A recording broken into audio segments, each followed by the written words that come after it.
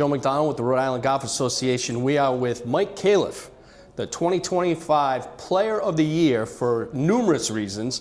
Congratulations, Mike. Thank you. And we're at Wanamatanami, his home course. And let's just start with your season, Mike. I mean, you had such a great season, capped off with the Player of the Year award. You know, just describe the season that you had. Yeah, it was a special year for sure. Generally, in the past, I've played a kind of a combination of different New England events, some mass golf events, some RIGA events, some New England stuff. This year was a year where I finally was like, look, I love Rhode Island.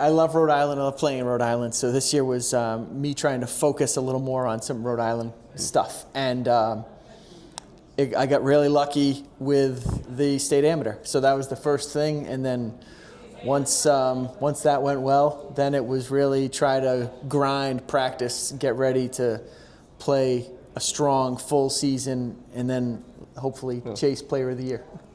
You mentioned the Rhode Island Am, obviously the reigning Rhode Island Amateur Champion. You won it at Rhode Island Country Club. What was, just looking back now that we're in November here, what was that week like for you? Long. Hot. Yes, it was very, very hot. It's great, you know. I mean, we are 4 months since then, and on my walk to the club today, somebody congratulated me. So it's just really cool that it's there. You know, stuff is still happening. Yeah. The week was completely special, from just having to qualify for the event. You know, I've been kind of lucky. I haven't had to qualify for a lot of events in the past couple of years, but I had to qualify for the event. So to get through qualifying isn't always the easiest thing, but to get through qualifying, get into match play, play some absolutely studs and some really great players, younger and older, and then to kind of play Jake in the final and make a late run and win was it's just a really special week. You had said something that piqued my interest after the fact.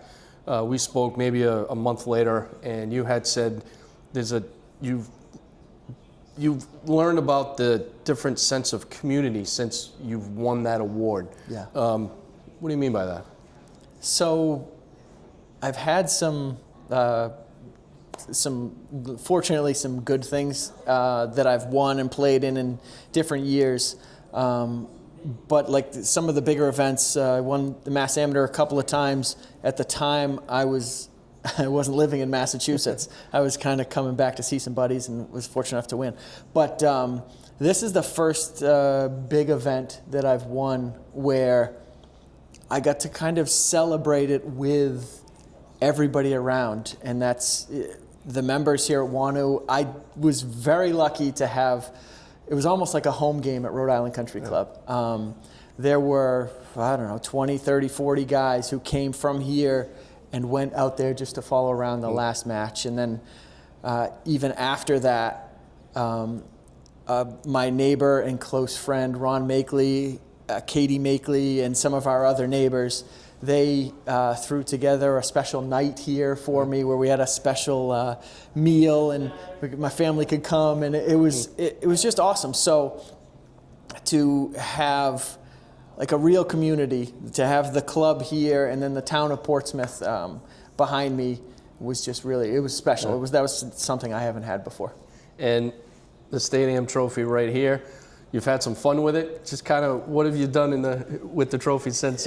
Yeah, I'm not much of a drinker, but we definitely enjoyed the trophy at home. But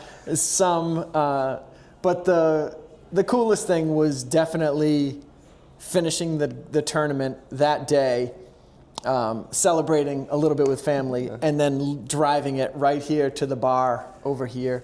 Leaving it on the bar with Bob and Matt and Timmy Carroll, who were having Matt's rehearsal dinner before his wedding. I literally walked in, I put it on the bar, and then I just turned around and walked out and went home and let them kind of just mess around with it, which I think they did for sure. That's There's awesome. no more dents or no dings. Dents. No, so, I checked it out. Yeah. We're good. Now, you've played, as you mentioned, you've played a lot of golf around the country, especially around New England.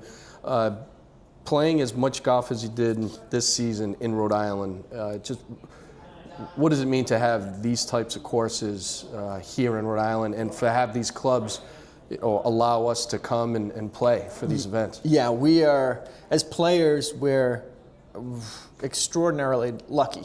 I'm fortunate enough to be a member here at Wanu, which is just the nicest golf course I've ever been a part of, which is great, and that's saying something. I've been a part of a lot of different clubs, but in Rhode Island specifically, the level of golf course maintenance and prestige and honor, it's just above everything else, and you can tell that just coming in the door, in the gates. We had the Tri-States at Warwick, and you the minute you get there, you're like, wow, this place is different. To be able to play Newport Country Club occasionally, Rhode Island Country Club for the state amateur. I mean, the number of amazing golf courses in Rhode Island is just, it's really crazy for such a small, tiny state. And the fact that a lot of those clubs will donate the golf course to the Rhode Island Golf Association is something that we definitely as players don't take for granted, because golf's booming right now. There's always a demand on different courses and time. But yeah, we're very, very lucky when we get a course like a Wanamatonamy, like a Rhode Island Country Club, like a Wannamoyset. It's awesome. You've played a lot of golf this season. Probably haven't played it maybe in a few weeks, but just what's the off season like for you? So I'm not young anymore, so it takes some getting used to. So after the Tri-States, then the Rhode Island 4-ball, I kind of took the clubs and put them in the trunk for a little while. I coach my boys in soccer, and I'm about to coach basketball. So this is the kind of time of year where I put the clubs away and I get to rest and relax a little bit. That's generally what I do. And then come the start of the year, I will start going to Newport Indoor Golf. Just down the street. Max is the best. And we literally were texting this morning about maybe some changes and tweaks in equipment for different golf courses, different conditions, and different events that I'm going to play next year. But so start of the year, I will start to work with Max, work indoors. Matt Hall is a friend of mine, and he's my golf guru. And so we talk all the time, and we'll start in January probably making some changes, things that I like and don't like. And then since the minute the golf season ended, I go back into the gym, 1 asterisk CrossFit down the street, and they are awesome. They are a lot stronger and more flexible than I am, but they keep me in check, and so this old body can keep a little bit of strength for next season. Speaking of next season, I know it's still only November, but what's it going to be like going into 2026 as the reigning state AM champion? I mean, there's a target on your back, right? There's going to be a lot of guys coming for you. So just how much are you looking forward to 2026? Yeah, a lot. It's always cool to try to kind of defend different events, and it forces you to have to stay on your toes and try to be a little better than you were the previous year. So I will definitely keep kind of my eye on the prize and try to do it again for sure. There's so many good players in Rhode Island and all across New England, and so this coming season, I think maybe some of the benefits of some of this kind of stuff is I'll get to play in some different events, which is cool. Maybe a little more national events over the winter and early spring, like the Northeast Amateur.